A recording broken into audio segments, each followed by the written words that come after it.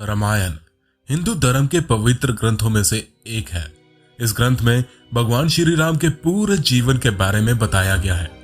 इस ग्रंथ की रचना आदि कवि वाल्मीकि जी ने की है, जो श्री राम के ही समकालीन थे। इस ग्रंथ में अनेक ऐसे पात्र हैं जिनके बारे में कम ही लोग जानते हैं। ऋषिराज जामवंत भी इन्हीं में से एक है। इनका वर्णन सर्वप्रथम सुग्रीव के साथ पढ़ने को मिलता है। जिस समय सुग्रीव अपने भाई बाली के डर से ऋषिमुख पर्वत पर रह रहे थे, उस समय जामवंत उनके मुख्य मंत्री थे। जामवंत रामायण के सबसे प्रमुख पात्रों में से एक है। हालांकि उनकी गिनती सप्त चिरंजीवियों में नहीं की जाती, किंतु वह भी एक चिरंजीवी ही थे जिन्होंने द्वापर युग में निवारण लिया। उनकी आयु अन्य सातों चिरंजीवियों से भी अधिक मानी जाती है। उनके जन्म के विषय में भी अलग अलग कथाएं प्रचलित है। ऋषिराज जामवंत के जन्म को लेकर कई कथाएं धार्मिक ग्रंथों में बताई गई है। उसके अनुसार एक बार परमपिता ब्रह्मा को जमाई आई और उसी से जामवंत जी का जन्म हुआ। इनकी पत्नी का नाम जयवंती बताया जाता है। इनका वर्णन सतयुग, त्रेता युग और द्वापर युग तीनों में मिलता है। जामवंत ने देवासुर संग्राम में देवताओं का साथ दिया था और असुरों को पराजित करके एक महत्वपूर्ण भूमिका निभाई थी। माना जाता है कि देवासुर संग्राम में देवताओं की सहायता के लिए जामवंत जी का जन्म अग्नि के पुत्र के रूप में हुआ था। उनकी माता एक गंधर्व कन्या थी। सृष्टि के आदि में प्रथम कल्प के सतयुग में जामवंत जी उत्पन्न हुए थे। जामवंत ने अपने सामने ही वामन अवतार को देखा था। वह राजा बलि के काल में भी थे। राजा बलि से 3 पग धरती मांगकर भगवान वामन ने बाली को चिरंजीवी होने का वरदान देकर पाताल लोक का राजा बना दिया था। वामन अवतार के समय जामवंत जी अपनी युवावस्था में थे। जामवंत जी को चिरंजीवी में शामिल किया गया है, जो कलयुग के अंत तक रहेंगे। रावण से युद्ध के समय ऋषिराज जामवंत भगवान राम की सेना के सेनापति थे। सीता माता की खोज के लिए उन्होंने ही समुद्र पार कर लंका जाने के लिए हनुमान जी को उनका बल याद दिलाया था। पर कम ही लोग जानते हैं कि वह भगवान ब्रह्मा के अवतार हैं, जिन्हें पौराणिक कथाओं के अनुसार अमर होने का वरदान है। उन्होंने मत्स्य अवतार को छोड़कर कुंभ अवतार से लेकर श्री कृष्ण अवतार तक सभी के दर्शन किए हैं। वामन, राम और श्री कृष्ण अवतारों की कई कथाओं में उनका जिक्र मिलता है। एक कथा के अनुसार सतयुग में जब भगवान विष्णु ने वामन अवतार लिया और उन्होंने जब राजा बाली से 3 पग भूमि दान में लेने के लिए अपना स्वरूप बढ़ाया, उस समय जामवंत जी ने वामन भगवान की 7 बार परिक्रमा कर ली थी। सतयुग के बाद उनका वर्णन त्रेता युग में मिलता है, जब वह सुग्रीव के मंत्री थे। जब सुग्रीव और श्री राम की मित्रता हो गई, तब जामवंत जी ने कई महत्वपूर्ण मौके पर श्री राम का मार्गदर्शन भी किया था। जब हनुमान आदि वानर माता सीता की खोज के लिए निकले और उनके ना मिलने पर हताश हो गए, तब संपत्ति नामक गिद्ध ने उन्हें बताया कि सीता माता को राक्षस रावण लंका ले गए हैं। उस समय ये संकट पैदा हो गया कि 100 योजन समुद्र पार कर लंका कौन जाएगा।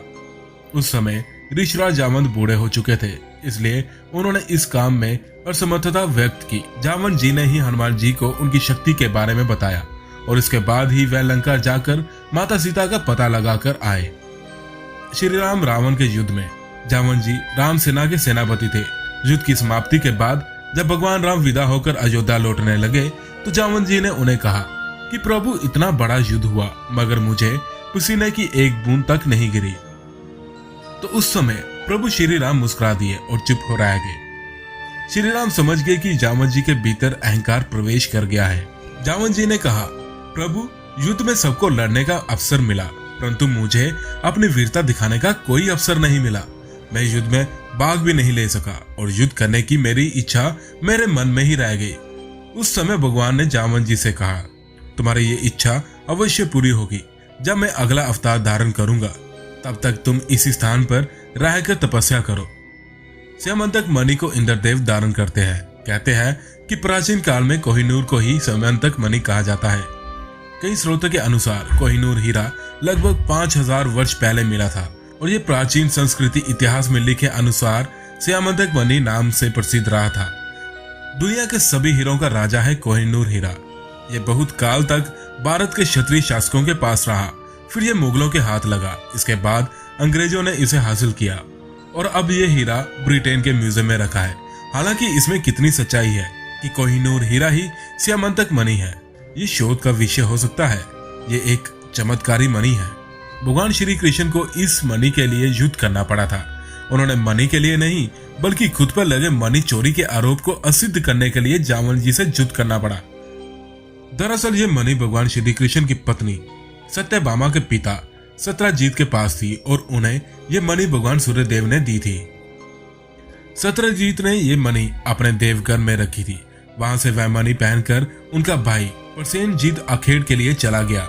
जंगल में उसे और उसके घोड़े को एक सिंह यानी शेर ने मार दिया और मणि अपने पास रख ली।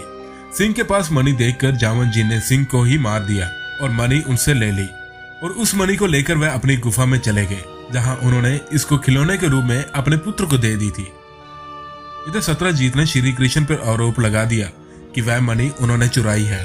तब श्री कृष्ण को यह मणि हासिल करने के लिए जामवंत जी से युद्ध करना पड़ा था।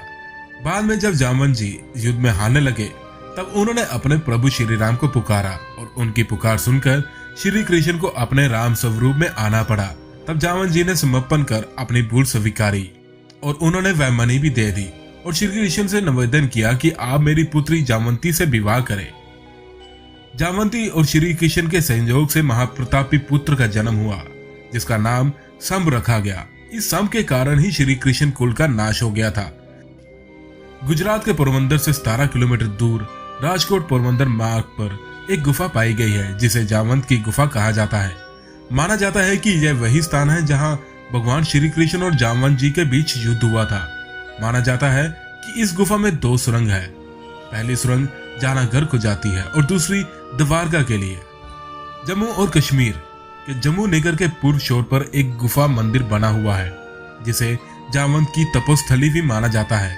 इस गुफा में कई पीर फकीरों और ऋषियों ने तपस्या की है, इसलिए इसका नाम पीर खो भी कहा जाता है। डोगरी भाषा में खो का अर्थ होता है गुफा। पीर खो तक पहुंचने के लिए श्रद्धांजलि मोहल्ला पीर मिठा के रास्ते से होते हुए मंदिर तक पहुंचते हैं। मंदिर की दीवारों पर देवी देवताओं की मनमोहक चित्र उकेरे गए हैं। आंगन में शिव मंदिर के सामने पीर पूर्णाथ और पीर सिंधिया की समाधियां हैं। जामवंत गुफा के साथ एक साधना कक्ष भी निर्माण किया गया है, जो तवी नदी के तट पर स्थित है। यह मंदिर भगवान शिव को समर्पित है। द्वापर युग में श्री कृष्ण से युद्ध करने के बाद किसी ग्रंथ में ऋषिराज जामवंत का कोई वर्णन नहीं मिलता और न ही उनका नाम अष्ट चिरंजीवियों में है।